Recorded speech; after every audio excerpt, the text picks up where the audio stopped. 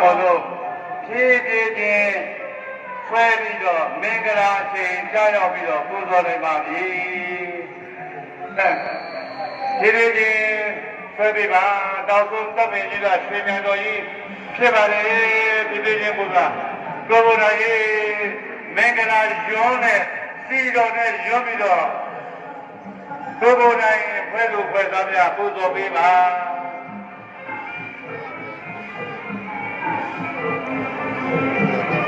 ဗုဒ္ဓံတရဏံကိသာမိဓမ္မံတရဏံကိသာမိသံဃံတရဏံကိသာမိ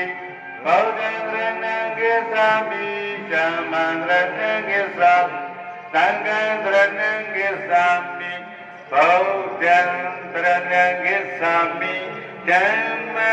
တရဏံကိသာမိသံဃံတရဏံကိသာမိဗုဒ္ဓံတရဏံကိသာမိဓမ္မံတရဏံကိသာမိသံဃံတရဏံကိသာမိကစီတော်ယုံလို့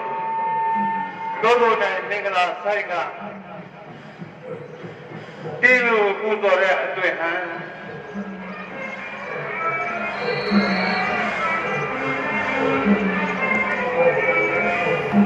အလုံးအမရမဝမ်းမြောက်ခေရကောင်းသောစိတ်ဘူးတော်တတ်နေရတဲ့ဆင်ညာတော်ကြီးAmen.